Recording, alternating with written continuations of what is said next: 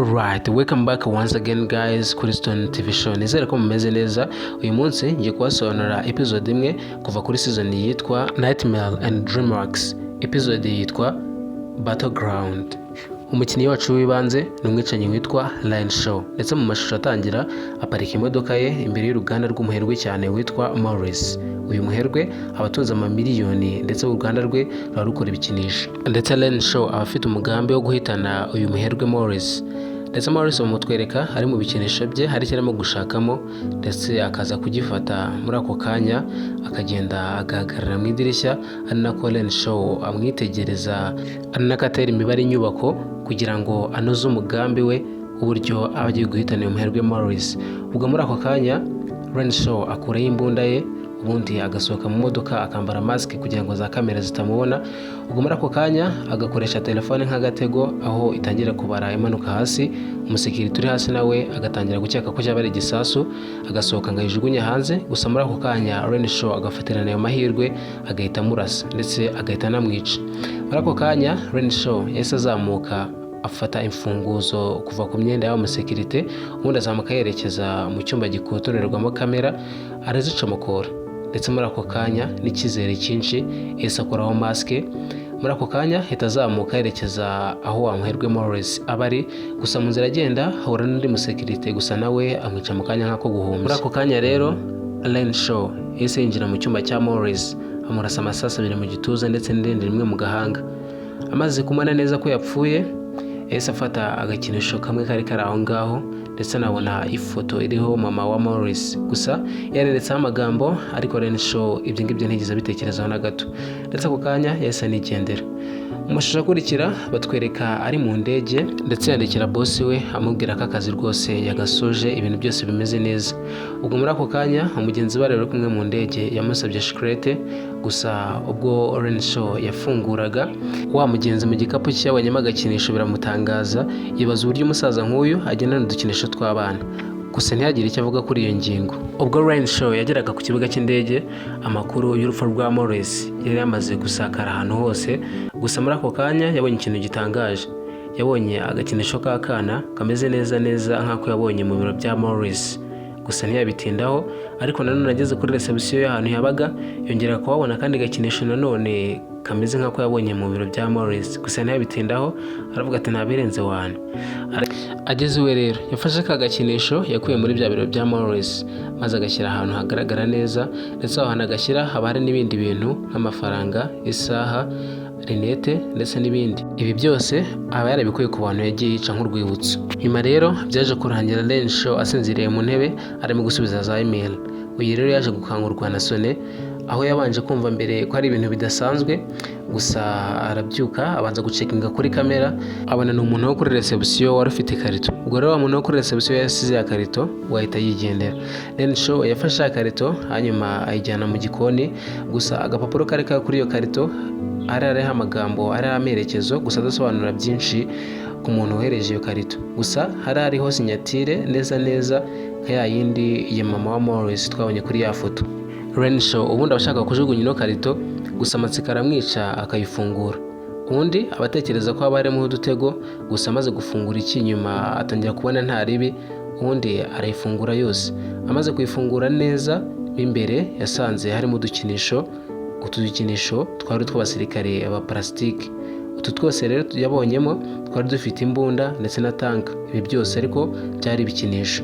Ubwo muri ako kanya yahise afatamo kamwe arakitegereza neza aragenzura gusa abona nta kibazo bifite. Ubwo muri ako kanya yakomeje kubitekerezaho gusa abona impano nta ribi. Muri ako kanya yagiye ku ruhande agarutse abona ya karito yahise yikubita hasi. Kandi Lion Shaw yarabyibukaga neza kandi yari yiteretse atari ku ruhande ku buryo yahanuka. Yitegereje neza yabonye babasirikare b'udukinisho bose bari barimo bavuyemo nta nakamwe gasigayemo. Ubwo muri ako kanya mu nzu hatangiye kuba ibintu bitangaje. Amarido atangira kwizunguza, amatara akakazima ndetse bitunguranye yabonye hari umuntu wakase urutsinga rw'itara. muri ako kanya kandi agasirikare kamwe kaba kari munsi y'imeza kamutera icyuma mu ino gakoresheje icyuma cy'imbere ku mbunda. Ubwo muri ako kanya Renshaw yahise abona ko bya bikinisho by'udusirikare byari biri muri cya gikarito ari byo biri inyuma y'ibi bintu byose. Ndetse ubwo muri ako kanya amanutse ashaka kureba ibyo ari byo, twese dutangira kumurasa udusasu. Nubwo utwo dusasu twari duto, gusa yaratangaye cyane aranumirwa, ndetse muri ako kanya kibitekerezaho twese tumutera igiturika gihita kimutwika ku ipantaro. Ubwo muri ako kanya yahise ajya kwihisha mu bwogero ndetse yumiwe. Ubwo yikingiranye mu bwogero, ndetse kandi na hahandi tuba twamurashe igiturika ku ivi aba agifite igikomere ndetse anafite udusasu twinshi mu mubiri we, kandi nubwo utwo dusasu ubona nta birenze ariko tuba turimo kumubabaza. Ubwo rero muri ako kanya Renshaw yakoresheje indorerwamo ngo arebe muri salo ibirimo kuba, atungurwa no kubona bwa busirikare burimo kurasa amatara kugira ngo habe umwijima. Gusa muri ako kanya bukimara kubona nayo ndorerwamo bwahise wirasaho igiturika nayo ihita iturika ako kanya.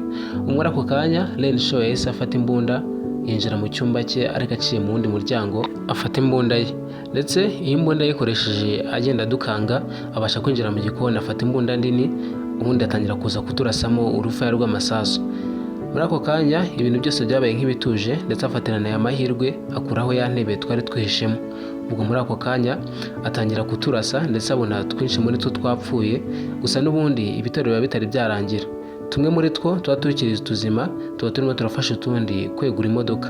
Ubwo muri ako kanya atarizera ibyo arimo kubona, ako kanya yahise afata uwo mwanya agenda asyonyora tumwe na tumwe, ndetse abonye dukomeje kumugabaho ibitero atangira kuturasa bikomeye, kandi kubera uburyo aba ari dutoya isasu rimwe riba rituma twinshi duhita tuhapfira. Ubwo muri ako kanya ntabwo ibitero biba birangiriye aho, kuko indege 3 zatwo zihita zituruka munsi y'ameza zigatangira kumusukaho ibisasu.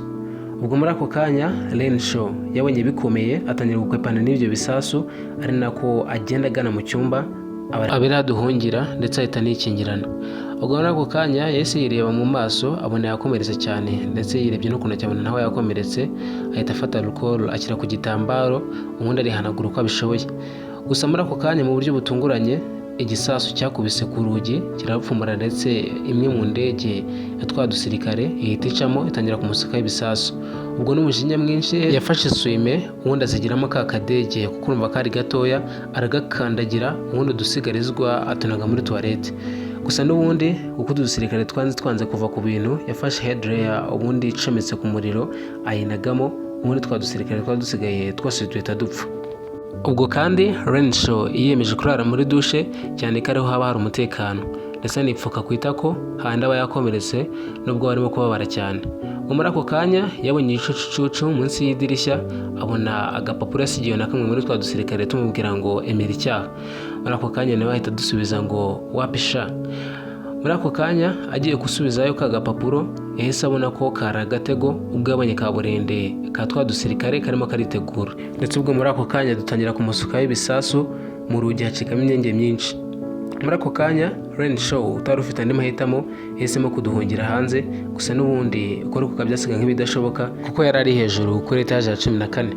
Ubwo muri ako kanya ari hanze kuri balkoni, bitunguranye yabonye indege hejuru ya twa dusirikare imurasa ibisasu.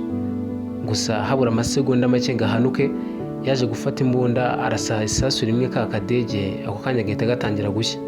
Muri ako kanya yasubiye mu nzu arimo kwiruhutsa, ariko mo imbere mu nzu abona udusirikare twinshi twatunze imbunda ku kirahure twiteguye ko ninjira duhita tumurasa agapfa.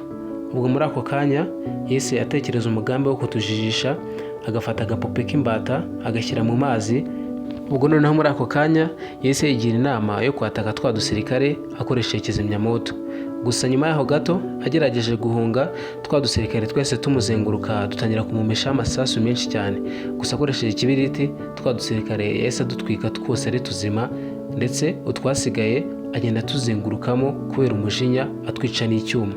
Ndetse nyuma ajya kureba n'irindi tsinda ry'utundi dusirikare tuba turimo turarwanya ko akoresha kizimyamwoto, natwo agafata igikarito akadukubita agahita twica. Ndetse nyuma Renshaw uryamye muri parasitike ziba zahiye arimo kureba ko nta gasirikare kakiri kazima, yaragenzuye neza abona twose twapfuye. Ndetse nyuma aza no kubaranga arebe neza niba duhuye na wa mubare bamwoherereje. Ubwo rero nyuma noneho yariruhukije amaze kubona ko nta na kamwe gasigaye. Ubwo muri ako kanya yanyweye akantu ubundi ajya no koga, gusa mu buryo butunguranye umuntu yamukase ku kiganza. Arebye neza abona ko agomba kujya kwidoda bitaba ibyo agashyiramo amaraso.